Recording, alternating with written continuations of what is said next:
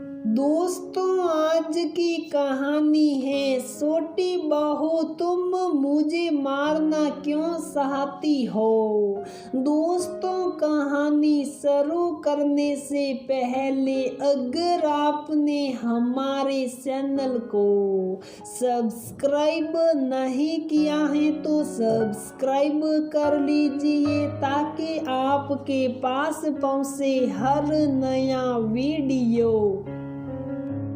देख लो बेटा, मुझे तो ये सब पसंद नहीं है। अभी से अपनी मन मर्जी चला रही है।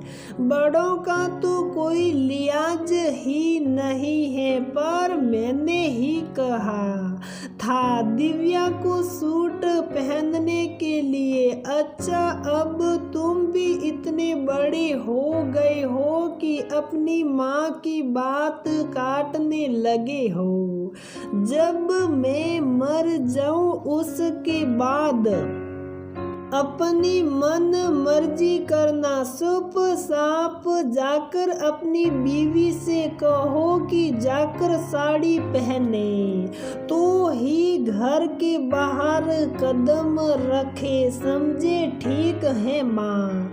मोहन अपनी माँ को कुछ भी ना कह पाया, पर अपनी पत्नी को जाकर इतना जरूर कह दिया कि सूट की जगह साड़ी पहन ले। अक्सर यही होता था। जब भी दिव्या कुछ नया आजमाती है तो सासू माँ कमला जी को हमेशा समस्या ही रहती थी। दिव्या की शादी मोहन से 7 महीने पहले ही हुई थी। नई दुल्हन की तरह दिव्या के भी कई अरमान थे जो ससुराल में जाकर सकनासूर हो गए। कमला जी तो बहुत ही ज्यादा टिपिकल सास थी, जिनके अनुसार बहू को हमेशा मर्यादा में रहना चाहिए, और ये मर्यादा शायद उनकी खुद की बनाई हुई थी। एक बहू को सुबह जल्दी सबके उठने के पहले उठना चाहिए और सबके सोने के बाद ही सोना चाहिए। दिन में सोने का तो सवाल ही नहीं उठता। सबके खाना खाने के बाद खाना चाहिए। घर का सारा काम बहू की जिम्मेदारी होती है। यहाँ तक कि घर में काम करे तो चप्पल भी नहीं पहननी चाहिए। परिवार के साथ बहू को बैठने का कोई अधिकार नहीं। कहीं बाहर भी जाए तो अकेली ना जाए। और भी बहुत कुछ। घर के लोग भी चुप कर दिव्या की मदद करते थे, लेकिन सामने बोलने की हिम्मत किसी की नहीं थी। अगर किसी भी एक नियम की अवहेलना हो जाती तो उस दिन कमला जी सबका खाना दुश्वार कर देती। उनका एक ही तकिया कलाम था, जो भी करना है मेरे मरने के बाद ही करना। इसलिए बेचारी दिव्या भी बस घर परिवार में सिमट कर रह गई थी। वक्त यूं ही बीतता गया। 2 साल बाद दिव्या की ननद की शादी पक्की हुई। तब भी दिव्या की शॉपिंग कमला जी ने ही की। दिव्या कोई भी सामान अपनी मर्जी का ना ला सकी। दिव्या की बड़ी तमन्ना थी कि एक लहंगा तो वह अपनी मर्जी का ले, पर ऐसा ना हो सका। जब उसने ये बात मोहन को बताई तो मोहन ने कहा कि जब हम तुम्हारे मम्मी पापा के घर न्योता देने जाएंगे तो तुम अपनी माँ के साथ बाजार जाकर लहंगा खरीद लेना और यहाँ आकर कह देना कि तुम्हारी माँ ने विदाई में दिया है। बस इस बात का ध्यान रखना कि माँ को पता ना चले। दिव्या ने ऐसा ही किया, पर पता नहीं कैसे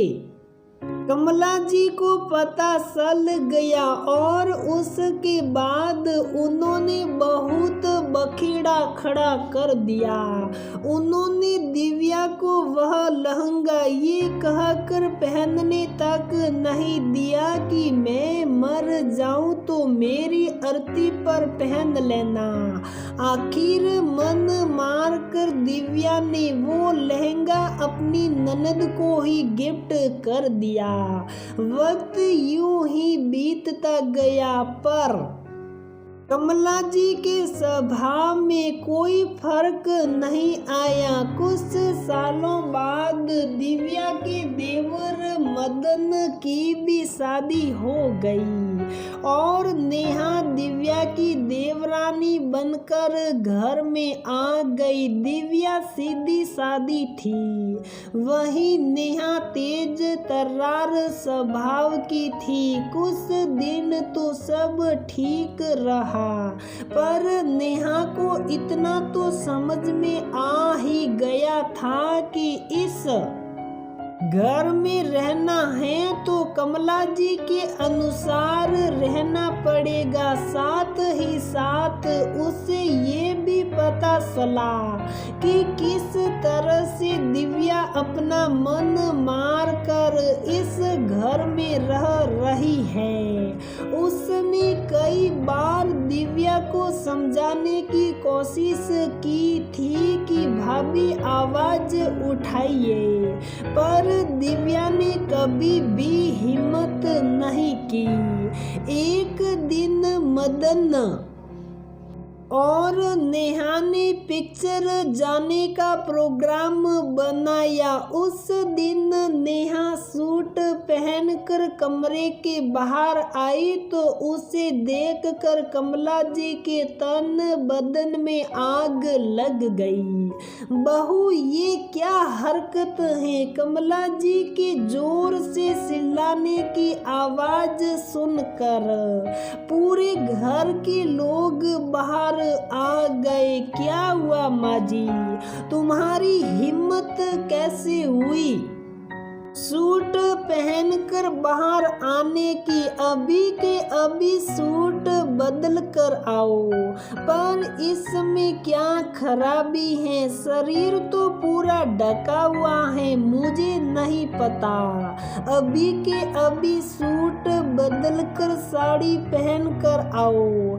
ये जो मन मर्जी करनी है मेरे मरने के बाद करना, मैं नहीं बदलूंगी सूट। आपको सीखना है, चिल्लाना है, जो करना है करिए। कमला जी को नेहा से इस तरह के जवाब की उम्मीद नहीं थी। उन्होंने पास रखी सड़ी उठाई और नेहा की तरफ लपकी। तेरी इतनी हिम्मत कि मुझसे जुबान लड़ाती है? अभी फोन करती हूँ तेरे बाप को, आ करके लेकर जाएगा तुझे। कभी दिव्या ने भी मुझे पलटकर जवाब नहीं दिया। तेरी हिम्मत कैसे हो गई जो मुझे जवाब दिया? जो भी करना है मेरे मरने के बाद करना। कब मर रही हैं आप? अचानक से दिव्या के ये कहते ही पूरे कमरे में सन्नाटा पसर गया। क्या कहा बहू तुमने? यही कि कब मर रही हैं आप?